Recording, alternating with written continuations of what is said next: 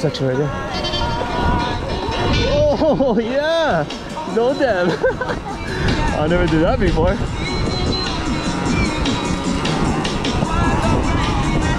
Oh, in the groove. Just stay in the groove, I guess.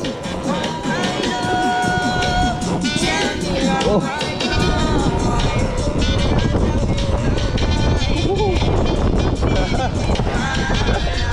Yeah!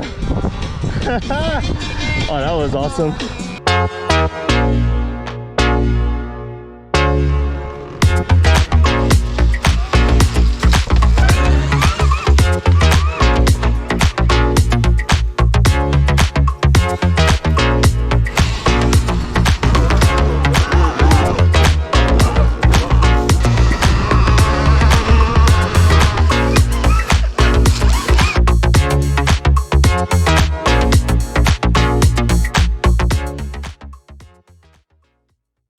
What do we have here? Whoa, where did this guy get new shoes? What's up, everybody? This is John coming at you again from Carwheeler Motors. And I know it's been a while since you seen this electric motion E-Scape. As you can tell, you know, we did some little modifications to it. We did start actually riding it. So, you know, like anything else, you're gonna have its it's bruises and bumps and skids and scrapes and all that good stuff, right? I mean, hey, we don't buy these things just to put them on the shelf, you know. We're trying to use them and trying to show its full potential and what this guy can do. And as you can see, the most recent adaptation we have to this bike, not only we just covered the seat here, we put a little tug strap on it so we can lift the back end up if we need to. We also put new shoes on this guy. Check it out. So what we have here is we took a IRC Ix-09W. So this is a 80 by 100 by 21. And this is IRC's gummy tire. So what they claim is it's a 2-ply carcass and a trials compound, but the hybrid is with a you know, of course, a aggressive knobby pattern as opposed to the trials pattern. And you know, a lot of guys might be giving me grief for this later on. So, you know, why did you get rid of the trials tire? The trials tire is the all-around best tire that you can get in any condition. And like, you know, and I mean, I agree. The trials tire has proven itself to be the most almost versatile tire for, you know, all different kinds of conditions. And I mean, if you look at what trials riders do on a regular basis, you know, that's the tire they use, and that's what they compete with, and they do amazing things with it. They're not using these hybrids. But then again, we are using this bike, which is the Electric Motion E-Scape, as a trail bike, you know, more of a trail riding, slow, or, you know, a little bit more fast, flowy, single track kind of tire. And especially in the condition that we use it in here in Hawaii, we deal with a lot of mud. And if you've ever ridden here, or if you're watching this and you're from Hawaii, you totally understand that our mud is different. And I don't know how it really compares to a lot of muds or, you know, stuff all across the world or the country, but our mud just gets caked in there. And I mean, it turns into a brown glue. So that being said, this being a more open thread pattern, it should be able to dissipate the mud better and being more aggressive with the side knobbies. Also, when we're turning or we're trying to maneuver ourselves, should be a little bit better grip. But look how soft this thing is, dude. Look how soft these knobs are, you know? These knobs are literally just as soft as any trial tire. And I do have the Tubliss system in here as well. So I can run a super low pressure if I want to. I pumped this guy up. I think I have it at like, 8 or something, 8 or 10 psi, maybe 8 psi, just to have it open and show you guys. I just wanted to test the bead and see how well my Tubliss install went. So far, so good. Haven't had any leakage, so that's okay. I'm gonna drop the pressure before I go ride. But take into consideration also here, You know, this is actually the stock wheel for the electric motion E-Scape. Also right fitted with the Tubliss. So I mounted the tire on, and I haven't lifted this front fender just yet. I believe I will have to, and that should be pretty easy considering that I do have these 4 bolts, standard of any trials bike. And I'm probably just gonna put some spacers under here just to give this guy a little bit of lift, just to make sure that we have enough clearance under here, which not bad. I mean, we have, well, we only have about maybe 3/4 of an inch under there to really get in there and, you know, to get the mud out. We don't want the mud to be collecting in here and giving us resistance, of course. So we'll work on that. That's gonna be in the next video.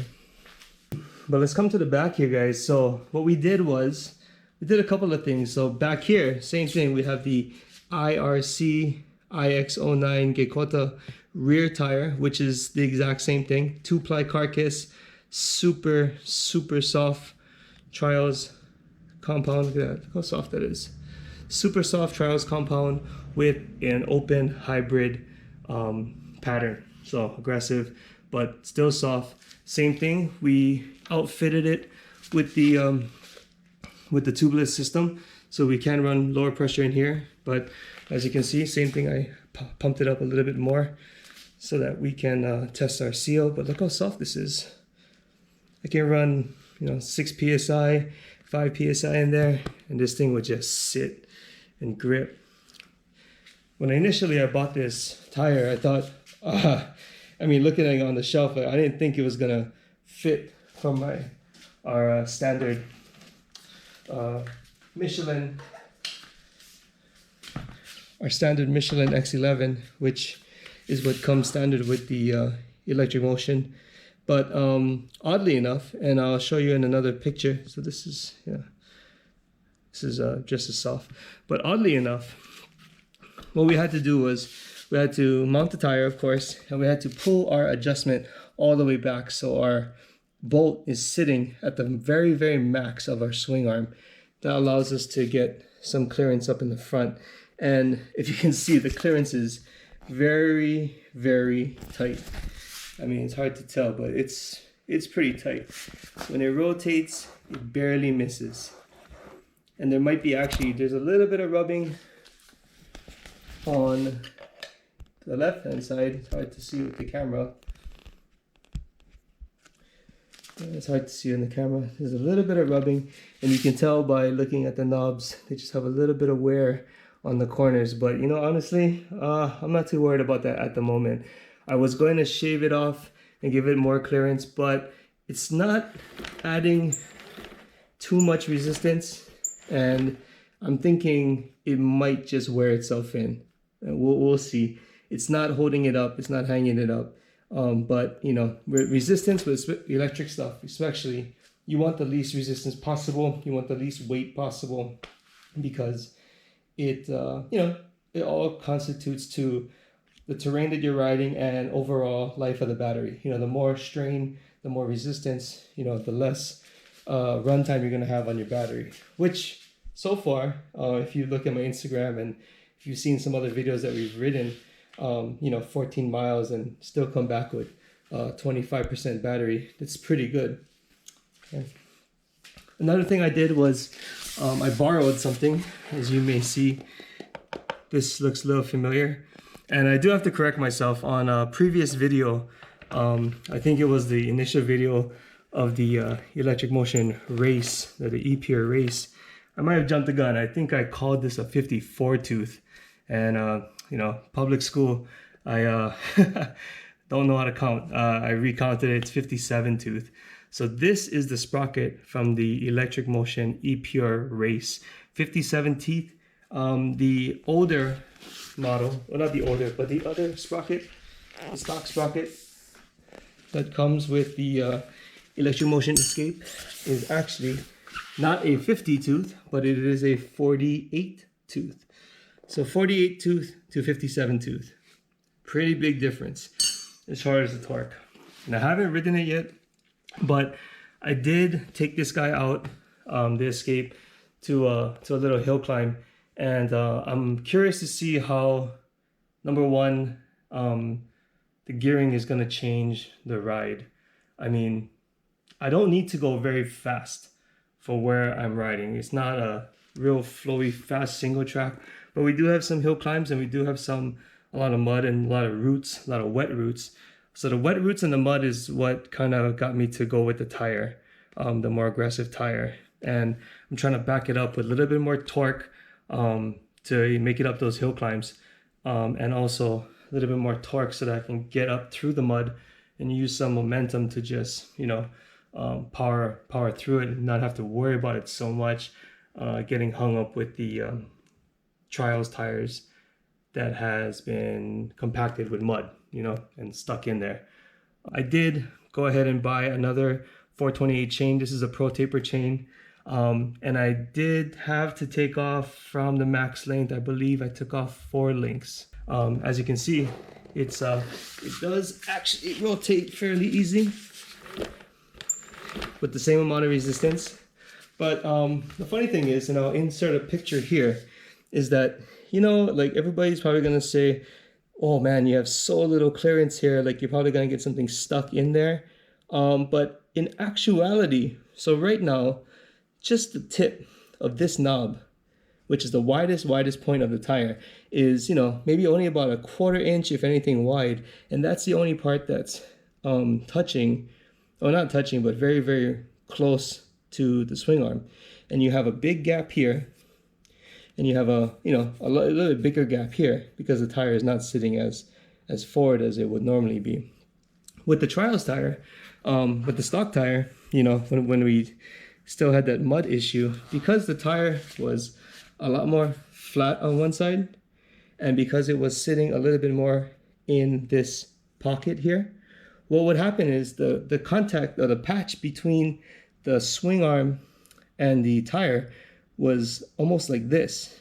And the patch would be maybe about 2 inches to about the width of the tire to the front. So I would actually have a lot of mud getting stuck between this section here and the swing arm, whereas I think, and if I'm not mistaken, I think this is in theory, I think this will be a lot more open and clear, because really we only have 1/8 of an inch here that's very close. You know, I understand things could get stuck in there as well, but it's a lot easier to clear it from 1 inch than it is, you know, 2 inches of mud that was like wrapped around the tire, you know. And especially on the sides, there was like maybe I would say a 1/2 inch of gap, but a 1/2 inch of mud just wedged in there between the swing arm and the tire. So that should be kind of interesting to see if that helps in the long run as far as resistance wise, you know, getting it cleared out and having the mud actually fly off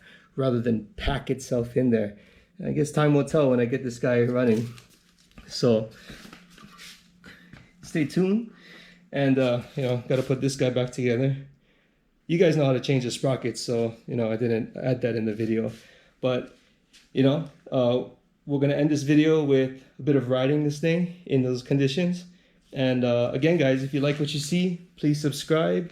If you have any comments, or you think this is outrageous, or you think this is cool, please leave us a comment. And I'm gonna post a question actually about if I took this sprocket and swapped it over. And I believe at the time I didn't. I think I responded to them like, you know, I just got the bike and I didn't want to mess with it so much. I wanted to run it stock.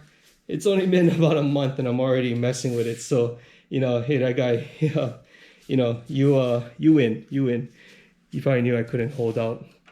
But I'm excited to see what this bike can do.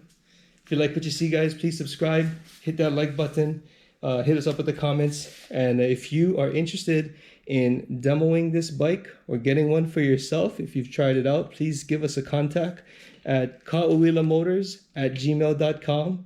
If you want to see some of our cool videos, of course, you can see it on our YouTube, but also we can have some short clips on our Instagram at KA_UILA_motors on Instagram.